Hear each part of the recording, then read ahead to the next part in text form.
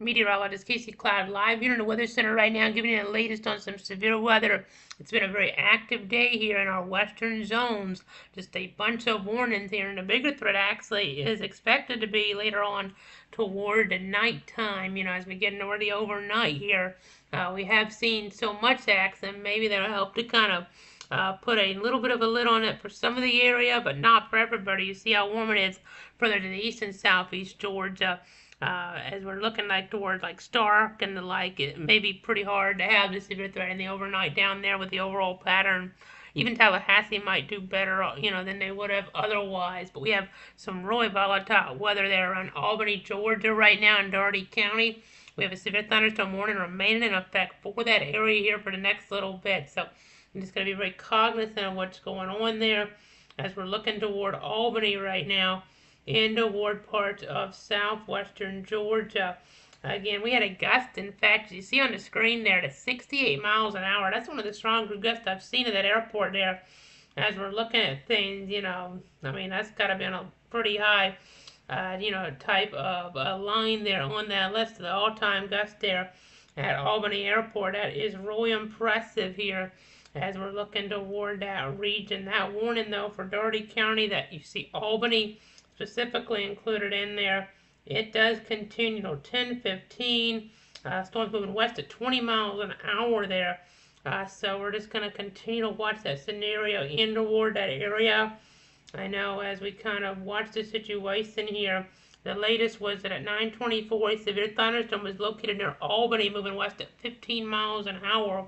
60-mile-an-hour wind gust and quarter-size hail. But again, we had a gust down with 70, actually observed at the airport there. So that obviously can lead to quite a bit of doubt. Areas like Newton, Dawson, Leesburg, Albany, Putney, Baconton, Leary, East Albany, the Marine Corps Logistics Base, Turner City, Walker, Sasser, Radium Springs, Stocks, Forester, Lockett. So again, or into work to George, I should say, as we're looking at things and as we're tracking things. I know just continuing to monitor the very latest here as we're tracking the situation. I know the feed might be cutting in and out a little. I apologize for that, but it's all about protecting you, your friends, and your family here. I know we've been doing some work here, as we talked about last week, working on some stuff and the like here, and we're just trying to keep you guys informed, so we didn't have any formal updates planned, but again, just continuing to track the situation here very carefully. You can see some of that on the velocity mode, that wind that I was referring to a moment ago. So you just need to be very mindful of that here as we're tracking the scenario, west of Albany there. We're just having to continue to track that situation, continue to be very cognizant of that, obviously. As the moments go by here, the minutes and the like there. So let me go ahead and keep checking to see. I know we have John commenting there. John be over on YouTube. It's Nasty and Pinellas and Pasco. I know they had some issues down there earlier on. There wasn't a formal tornado warning down there, I do not believe, as I'm looking here at the information. We had some severe thunderstorm warnings downstate. But we actually had a report. We've had a bunch going on, I know, as we continue to give you guys the very latest here on what's going on. I know I'm just trying to stick with you the best we can. There's an enhanced risk of severe weather further north in northeast Georgia and parts of South Carolina. That's pretty unusual, but we've just had so many reports, no tornado reports in our area, no tornado warnings. We would have been on, obviously, but around Pinellas County, there was a tornado apparently there earlier on. Multiple reports with video and picture of debris there. Now, that wasn't really the risk today, but it happened there around 7 o'clock or so, 3 miles southwest of High Point. But as we look toward our area, I know just continuing to track things, in toward parts of Leon County and the like. I'm going to switch sources here. Real quick as we continue to give you the very latest. I know Leon County there, we have a report of hail there. That was a little over an inch in diameter, an inch and a half in diameter on Indian Head Acres there. Earlier on in Colquitt County, there was an inch-size hail report. Circling back to Leon County, Cleveland Plaza, they're right down there in downtown Tallahassee, and inside Hale. It's in a corridor around Innovation Park, and then that kind of, rounds some of that out. In the earlier hours, recently, Dougherty County, inside Hale near Putney. And then as we look at things here, we see the very latest, I know, out toward areas out of Ava Bay County there. We had a gust of wind capsize the boat and injured one of the occupants. I wasn't in our viewing area, but then we also had a situation here where we're tracking things.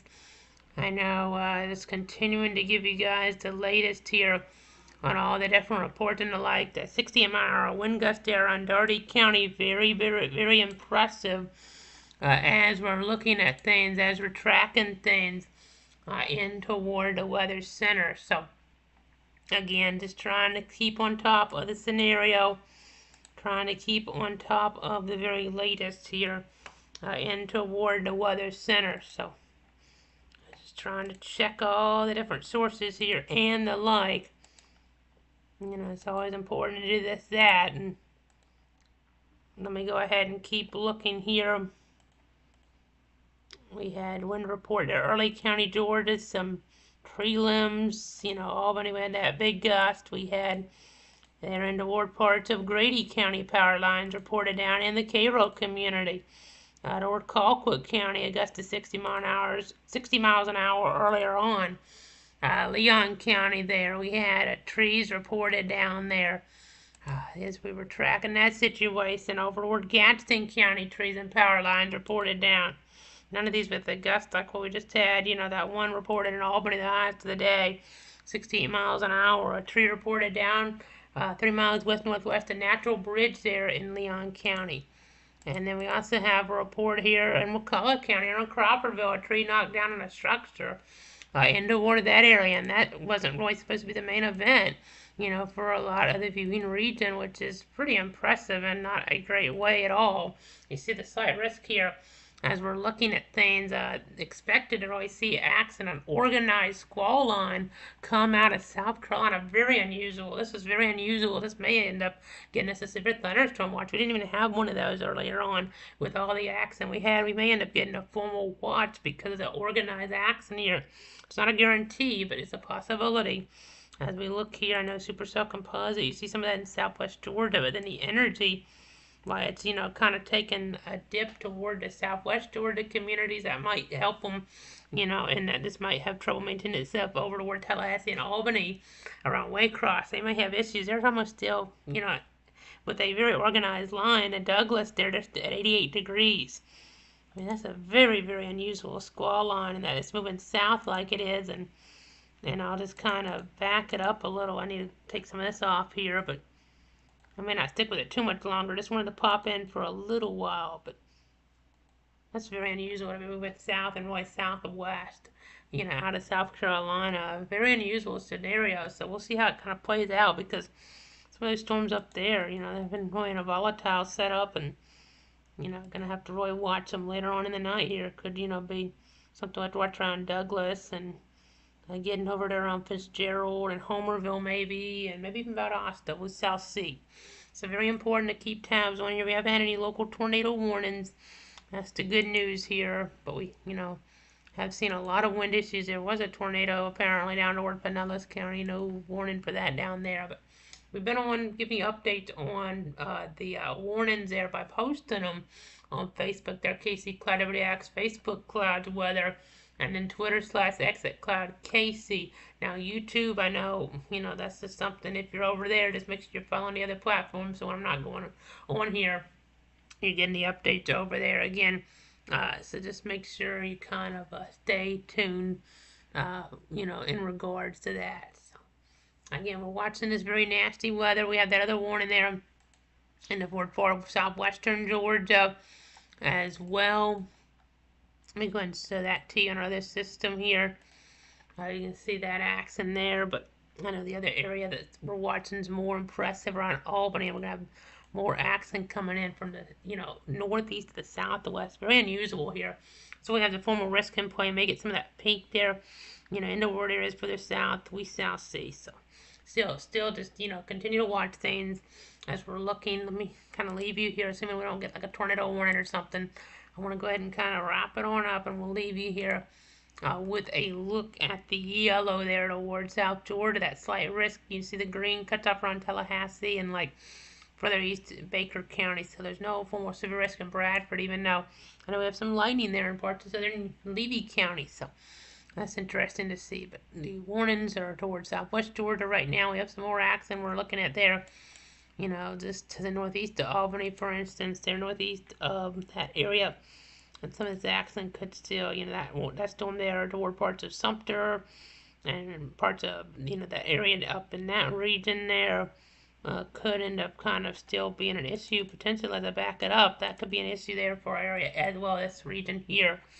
And I'm looking at on the Doppler technology. So I know we have the interactive radar available, cloudweather.com/radar as well. So of course, if we get a tornado warning, we'll pop in immediately, and we'll kind of monitor the squall line to see if we need to pop back in here in the overnight hours. As I know it is a summertime pattern, after we had that, pattern here where we didn't have many storms. We had the temperature starting to get a little bit, maybe warmer in some ways, toward these different spots.